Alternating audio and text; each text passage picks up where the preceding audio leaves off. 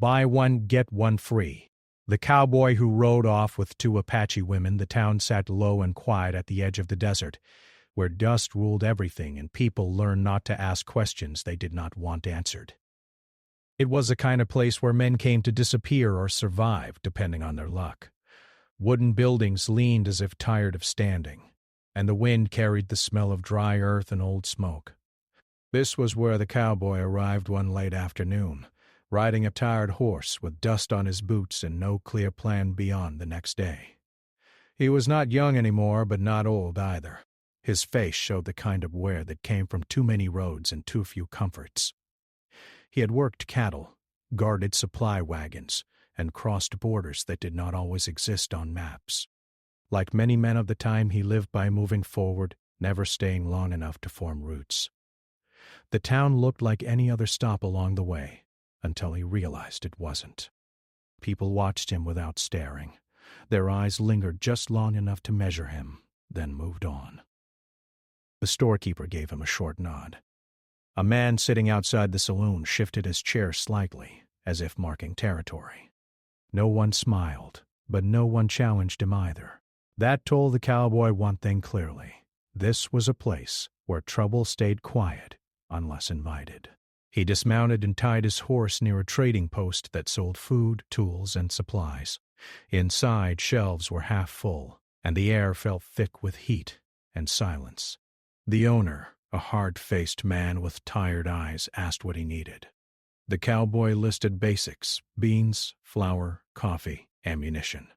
When the man named the price, it was higher than expected. "That's steep," the cowboy said calmly. The man shrugged. "Everything costs more out here." The cowboy paid without argument. As the supplies were packed, he noticed movement near the back of the building. Two women sat near the wall, quiet and still. They were Apache, their posture steady, their expressions guarded. They did not look frightened, but they did not look free either. Their eyes followed everything without reacting. The cowboy said nothing at first. He had seen many things on the frontier. Some he understood, others he did not. He had learned that curiosity could be dangerous.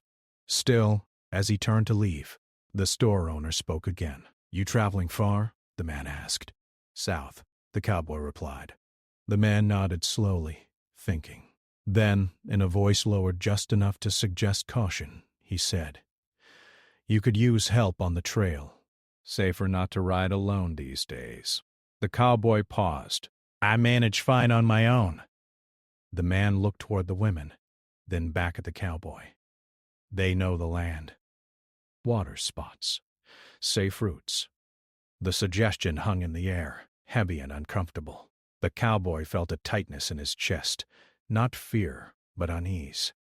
He understood what was being implied without it being spoken clearly. Nothing was written down. No contract, no clear words, just a quiet exchange shaped by the world they lived in. "I didn't ask for that," the cowboy said. The store owner did not argue. "Didn't say you did."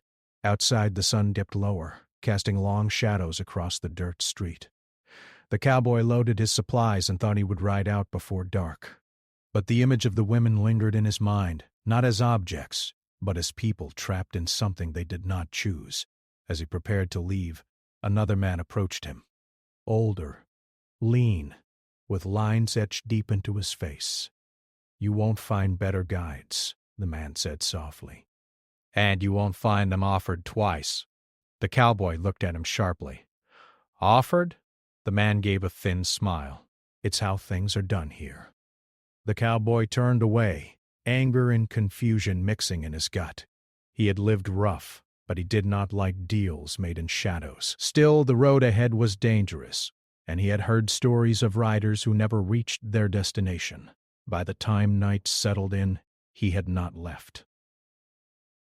He sat near his horse, staring at the dark horizon, weighing survival against conscience. In the distance, laughter drifted from the saloon, careless and loud. Life went on, as it always did, even when something was wrong. Later, the store owner returned calm and businesslike. "Last chance," he said. "You take one, you take both. Same price." The words hit harder than the desert wind.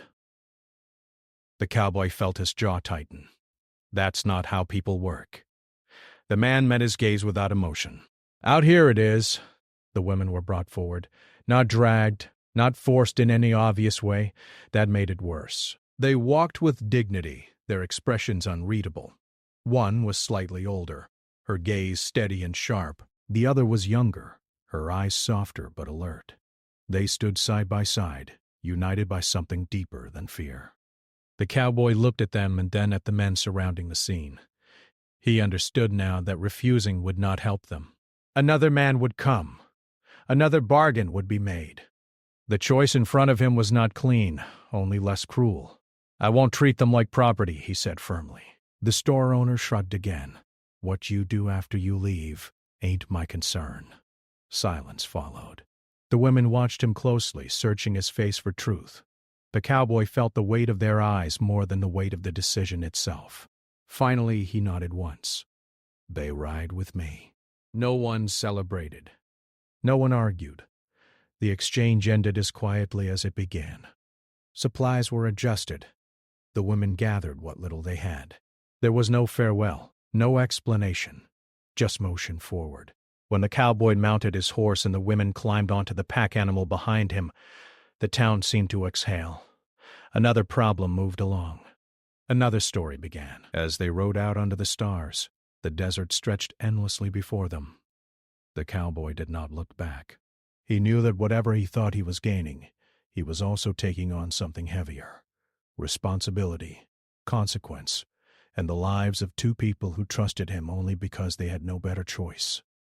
The women rode silently, their presence steady, their thoughts hidden. The older one kept her eyes on the horizon. The younger watched the cowboy's back, not with fear, but with caution. None of them spoke. The night swallowed the sound of hooves, and the road ahead waited, uncertain and unforgiving. This was not a victory. It was not a rescue. It was the beginning of a journey shaped by a bargain that should never have existed, and by people who would soon learn that survival changes everyone. The desert changed its face after the first night. What looked calm under the stars became harsh and demanding with the rising sun. Heat pressed down early, and the wind carried fine dust that settled on skin, clothes, and thoughts. The cowboy rode ahead, steady and alert, while the two women followed behind on the pack animal. The distance between them was small, but the space felt wide, filled with uncertainty and unspoken questions. They traveled for hours without words. The cowboy kept his pace even, careful not to exhaust the animals. He glanced back now and then, not to watch them closely, but to make sure they were managing. Each time he noticed the same thing. The women sat straight, balanced and calm as if the land itself were familiar to them. It made him uneasy. He had crossed this region before, but never with such quiet confidence. By midday the heat grew heavy. The cowboy slowed and finally stopped near a cluster of rocks that offered thin shade. He dismounted and checked the water supply. It was enough for the day, but not generous. He hesitated, then handed a canteen back to the women. "Drink," he said simply. The older woman accepted it with a small nod. She took a careful sip, then passed it to the younger one. Neither rushed, neither thanked him. It wasn't ungratefulness. It was caution. Gratitude could be misunderstood in a world where nothing came without cost. They rested briefly. The cowboy busied himself checking straps and adjusting packs, pretending not to notice how closely the women observed him. The younger one whispered something to the older woman in their own language. The cowboy did not understand the words, but he understood the tone. They were assessing him, just as he was assessing them. When they set out again, the older woman spoke for the first time. "There is no water ahead," she said in broken but clear English. "Not the way you are going." The cowboy slowed his horse. He turned slightly, surprised but not offended. "You sure?" She nodded. "The land is dry there." "But west, there is a place where rocks hide the sun. Water stays longer." He considered this. His map showed a water source ahead, but maps were often wrong. He studied her face, looking for signs of trickery. He found none, only certainty. How far west? he asked. She pointed with her chin. Half a day, maybe less. He changed course without argument. That small decision shifted something between them. It wasn't trust yet, but it was recognition. As the hours passed, the cowboy realized he was relying on them more than he expected. They signaled changes in the wind, warned him when the ground became unstable, and guided him around areas where animals avoided crossing. They did not speak often, but when they did, it mattered. By late afternoon, they reached the shaded rocks. Beneath them, hidden from the open sun, was a shallow pool of clear water. The cowboy felt a quiet relief settle in his chest. Without their guidance, he would have missed it entirely. They stopped there for the night. The cowboy built a small fire, careful to keep it low. He prepared food and set aside portions for the women before serving himself. Again, no words of thanks were spoken, but the tension eased just enough to be felt. As darkness fell, the desert cooled. Sounds carried farther, distant animals, wind moving through stone, the soft shift of fabric. The women sat close to each other, sharing warmth and quiet conversation. The cowboy sat apart, staring into the fire. He thought about the town, about the bargain that brought them together. The phrase echoed in his mind, sour and heavy. He knew he could not undo what had happened, but he could choose what happened next. "You're not prisoners," he said suddenly, his voice steady but low. "I won't stop you if you choose to leave." The women fell silent. The older one looked at him carefully, as if weighing the truth of his words. The younger one looked away, toward the darkness beyond the fire. Leaving is not simple, the older woman said at last. "The land is watched, and we have nowhere safe to go yet." "Yet," the cowboy repeated quietly. She nodded once. "Yet." They slept in turns that night. No one fully relaxed. Trust, once broken by the world, was not easily rebuilt. Still, the fire burned steady and no danger came. The next day brought challenges. The terrain grew rougher, and the path narrowed between hills. At one point they spotted riders far off, moving slowly but with purpose. The women noticed them first. "Not safe," the younger woman whispered. The cowboy followed their gaze. He felt his muscles tighten. "We'll circle wide," he said. They left the main trail and moved through uneven ground where only someone who knew the land would feel confident. The women guided him without hesitation. By the time the riders reached the spot where the trail bent, the cowboy and his companions were already gone. That moment changed everything. The cowboy realized that his safety depended on them, not as property, not as passengers, as partners in survival. Later, as they rested near a dry tree, the younger woman finally spoke more openly. "You did not sell us," she said carefully. "But you accepted us?" The cowboy looked at her, choosing his words. "I accepted responsibility." "There's a difference." She studied him, then nodded slowly. "We will see." Days passed like this. Movement, rest, quiet decisions, shared danger. The women spoke more, teaching him signs of weather and land. He shared what food he could and listened when they spoke of their past in fragments. Families separated, homes lost, long journeys forced by others' choices. One evening, as the sun painted the sky in deep orange and red, the older woman spoke again. "The bargain you made," she said. "It was meant to take something from us." The cowboy stared at the horizon. "I know, but it also tied you to us," she continued. "That means your choices matter now," he nodded. "They always did." I just didn't want to see it. Silence followed, but it was different now. Not empty, not sharp. It was the kind of silence that comes when people understand they are walking the same road, whether they plan to or not. As night fell, the cowboy realized something unsettling. He was no longer leading because he owned the path. He was following knowledge older than him, deeper than maps. The power he thought he had at the beginning was fading, replaced by something harder and more honest. And the women knew it. They did not say it out loud, but their calm confidence told the story clearly. This journey was changing shape. What began as a quiet, shameful deal was turning into something uncertain, but real. Ahead lay more danger, more tests, and choices that could not be undone. None of them knew where the road would end. But one thing was already clear. The balance between them had shifted. The days that followed were harder than the ones before. The land rose and fell in long stretches, and the air grew thinner and colder at night. The cowboy felt the change in his bones. His horse moved slower, and the pack animal showed signs of strain. Even with careful planning, the journey was taking more from all of them than they expected. One morning, before the sun had fully climbed, the cowboy woke with a sharp pain running down his side. He tried to hide it, tightening his jaw and moving carefully. But the older woman noticed right away. She watched him as he saddled the horse, her eyes steady and knowing. "You are hurt," she said. "It's nothing," he replied. "Just sore."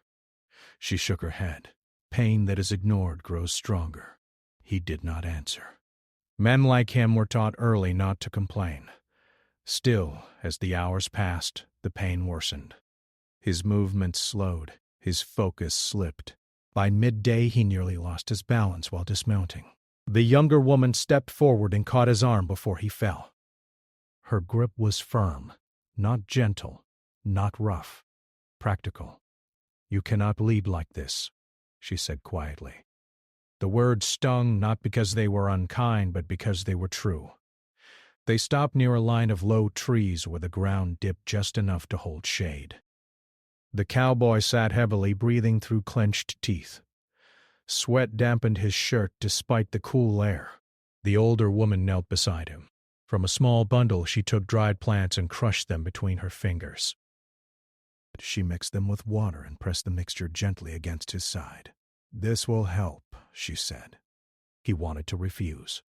Pride told him to push through.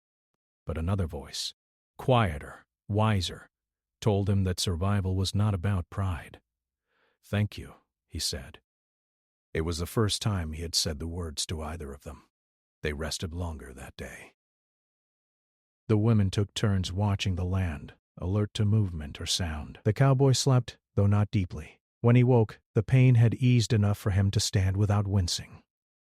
From that moment, something shifted again. The women no longer waited for his direction. They discussed routes between themselves, then told him where to go. He listened.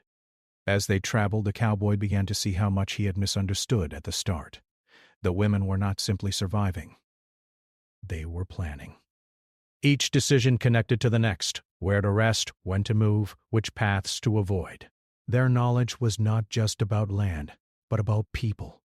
They knew which areas carried danger and which offered brief safety. One afternoon, they approached a narrow pass between hills. The cowboy studied it carefully. "Shortest way through," he said. The older woman frowned. "Shortest is not safest." She pointed to marks on the ground, faint, easily missed. Tracks. Recent. "Others passed here," the younger woman added. "Not long ago." The cowboy felt a chill. He trusted their judgment now without question. They turned away from the pass and took a longer route, winding through broken ground. It slowed them, but it kept them hidden. That night they camped near a dry creek bed. The cowboy struggled to start a fire with shaking hands. The younger woman took over without comment, arranging the wood and coaxing the flame until it caught. He watched her, realizing how completely the roles had changed. He was no longer the one providing. He was being carried by their knowledge, their choices, their strength. As they ate, the cowboy spoke softly. "You could leave now." "I couldn't stop you." The older woman looked at him for a long moment. "We know." "Then why stay?" he asked. She glanced at the younger woman before answering. "Because leaving without direction is not freedom. It is only movement." The words stayed with him long after they settled into sleep. The next day brought another test. The weather turned without warning. Clouds rolled in fast, and rain fell heavy and cold. The ground became slick, and the animals struggled for footing. The cowboy slipped and fell, landing hard. The pain in his side flared again. sharp and deep. He lay still, staring at the gray sky, breath shallow. The women rushed to him. The older one checked his ribs, her hands skilled and careful. "You must rest," she said firmly. "If you keep moving, you will not heal." They built shelter from what little they could find, blocking the wind and rain. The cowboy spent the day lying still, listening to the storm. He felt exposed, not just physically, but in a way he had not felt in years. He was used to relying on himself. Now his life rested in the hands of two people he had met through a bargain he regretted. As the storm passed, the younger woman sat beside him.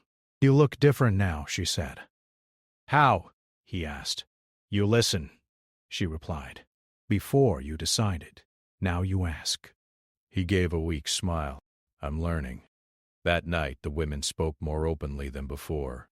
They shared pieces of their past, not all, but enough to understand the weight they carried. Family members lost, villages left behind, choices taken from them by forces larger than any one person. The cowboy listened without interrupting. He did not offer promises. He knew better than to give what he could not guarantee. "I can't change what happened," he said quietly. "But I can make sure I don't add to it." The older woman nodded. "That matters." Days later, they reached a point where paths crossed, one leading toward settled land, another toward open country. The cowboy knew this place. From here, he could continue alone if he wished. He stopped his horse. "This is where I plan to turn," he said. The women looked at the land ahead, then back at him. "You are still injured," the younger woman said, "and the road is not kind." "I'll manage," he replied. "I always have." The older woman studied him carefully. "You could ride with us longer." He considered this. At the beginning, he had thought of them as something he had taken on. Now the thought of leaving felt heavier than staying. "I don't know where you're going," he said. "We are finding that out," she answered. He nodded. "Then I'll ride until I slow you down." A faint smile touched her face. It was brief, but real. As they moved forward together, the cowboy understood something clearly for the first time. Power was not about who held the reins. It was about who understood the path. And right now, that was not him. The journey ahead would demand more. Hard choices, moments of fear, and decisions that could not be undone. But whatever came next, it would not be shaped by the bargain that started it. It would be shaped by what they chose now. Together. The land grew quieter as they moved farther from known paths. Fewer signs of travelers appeared, and even animals became harder to spot. Silence followed them closely, not the peaceful kind, but the kind that made every sound feel important. The cowboy felt it deeply. His body was still healing, and some mornings he woke stiff and slow, but he did not complain. He had learned that strength did not always mean pushing forward. Sometimes it meant knowing when to pause. One afternoon, while crossing a stretch of open ground, they spotted smoke in the distance. It was thin and pale, rising straight into the sky. The younger woman saw it first. "Someone is there," she said quietly. The cowboy shielded his eyes and looked. "Could be a camp, or a warning." The older woman studied the wind. "The smoke is controlled, not wild. But we should not go closer." The cowboy nodded. He trusted their judgment now more than his own. Still, the sight unsettled him. People meant questions, and questions often led to trouble. They changed direction, but the land offered little cover. The sun lowered, casting long shadows, and the open ground felt exposed. The cowboy's horse grew restless, sensing what the humans could not yet see. Then they heard it. Voices carried faintly by the wind. The cowboy's hand moved to his side out of habit, then stopped. He forced himself to stay calm. The women reacted quickly. The older one motioned toward a shallow dip in the land. "Down," she whispered. They moved without hesitation, crouching low and guiding the animals carefully. The voices grew louder, then faded as the unseen group passed by. The cowboy held his breath longer than he realized. When it was quiet again, the younger woman looked at him. "If they had seen us, you would not have been able to run." He did not argue. "I know." That truth settled heavily between them. His injury had changed more than his pace. It had made him a risk. That night they camped early, hidden among uneven rocks. The fire was small, barely more than glowing embers. The cowboy sat with his back against stone, watching the women speak softly to each other. For the first time, he wondered if staying with him was putting them in danger.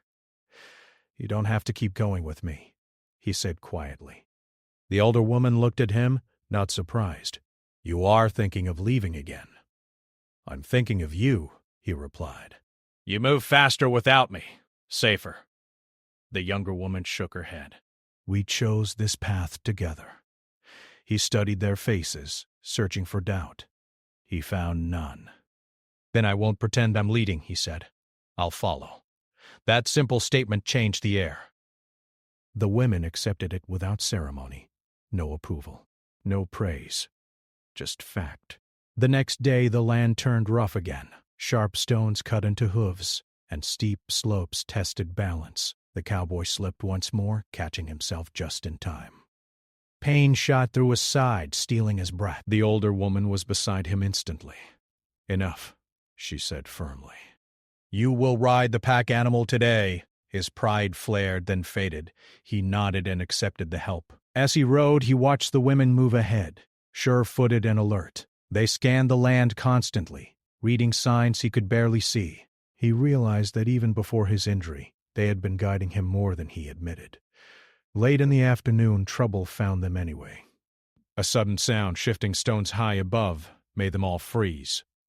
The younger woman looked up sharply. "Move," she said urgently. They urged the animals forward just as loose rocks slid down the slope behind them. Dust filled the air. The cowboy felt his heart pound as they narrowly escaped the danger. When it was over, they stood still, breathing hard. The cowboy laughed once, short and shaky. That could have ended badly. The older woman met his gaze. Many things could have. That night, the cowboy could not sleep. Pain pulsed steadily, and his thoughts were restless. He stared at the stars, thinking of the town where this journey began, the deal, the silence, the way people looked away. He realized something that made his chest tighten. If he had left that town alone, his life would be simpler, but smaller. He would have continued drifting, untouched, unchanged. Now he was tied to something real. Just before dawn, he felt a presence beside him.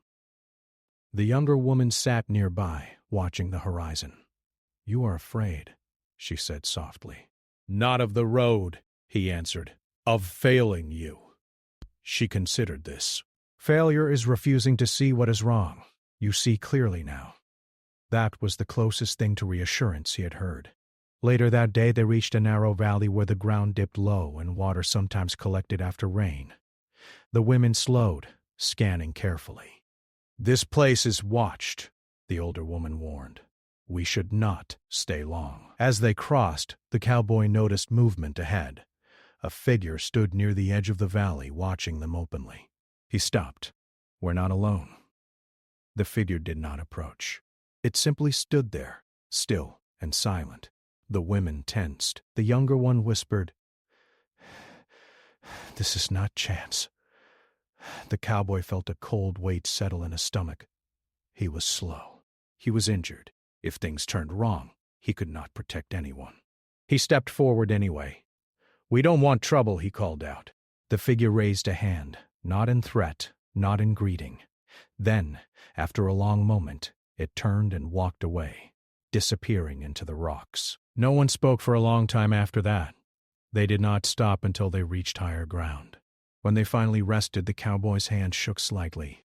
"That was too close," he said. "Yes," the older woman agreed. "And it will happen again." The cowboy looked at them, truly looked at them. "If there comes a time when I slow you too much, I need you to leave me." The younger woman's eyes narrowed. "Do not decide that alone." The older woman nodded. "We will choose together." That night, a quiet understanding settled among them. The cowboy no longer measured his worth by what he could carry or how fast he could ride. He measured it by his choices, by listening, by stepping aside when needed, by standing firm when it mattered. He was no longer the center of the journey, and for the first time in his life that felt right. Ahead, the road would demand something final from all of them, a decision that could not be undone. The cowboy sensed it, like pressure in the air before a storm. Whatever came next would not be about survival alone. It would be about who they chose to become when the road forced them to decide. The morning came quietly, as if the land itself was holding its breath. The sky was pale, and the air felt heavy with something unspoken. The cowboy woke before the others, his body stiff but stronger than before. The pain in his side was still there, but it no longer ruled him. What weighed on him now was the feeling that this journey was reaching its end, one way or another. He stood and looked out over the land. In the distance, the terrain softened. The harsh rocks gave way to wider ground, places where people sometimes settled, even if only for a while. It was not safety, but it was closer to it than anything they had known for days. When the women woke, they noticed the change in his posture. He was quieter, more focused. "You feel it too," the older woman said. He nodded. "This road is almost done."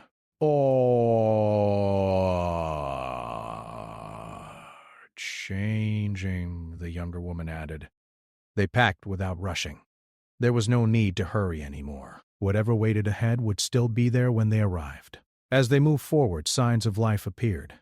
Old tracks, distant sounds, places where fires had once burned. The women became more alert, scanning constantly. The cowboy followed their lead, trusting their instincts fully now. By midday, they reached a point where the land split.